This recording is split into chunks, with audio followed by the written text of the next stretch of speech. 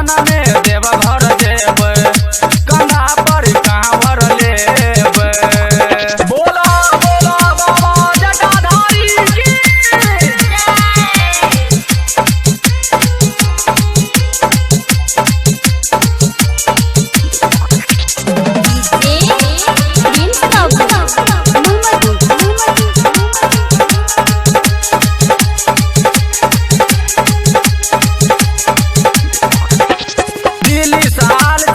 छोड़ का काम ये चहलू न भोजियाई शिव के धाम ये, चहलू न भोजियाई शिव के धाम ये। दिल्ली साल चलिए छोड़ का काम ये, चहलू न भोजियाई शिव के धाम ये।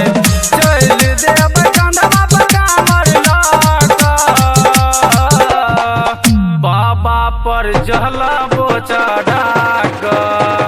सावन में देवघर जेबै, कंधा पर कांवर लेबै।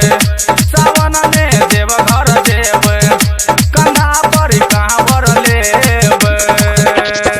बोला बोला बाबा डमरू वाला की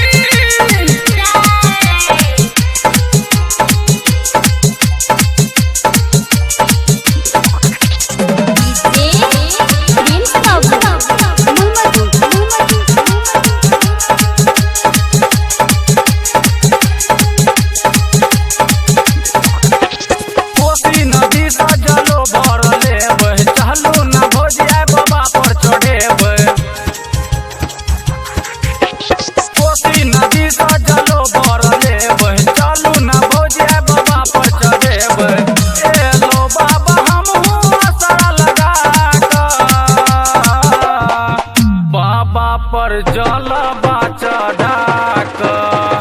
सावन में देवघर जेबै, कंधा पर कांवर लेबै। सावन में देवघर जेबै, कंधा पर कांवर लेबै। बोला बोला बाबा जटाधारी की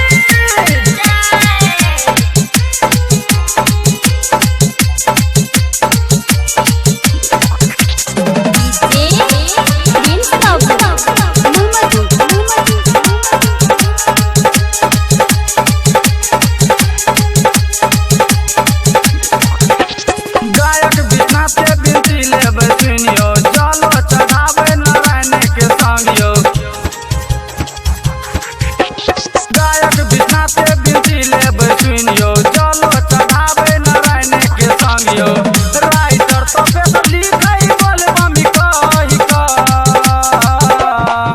बाबा पर जल बोचा ढाक। सावन में देवघर जेबै,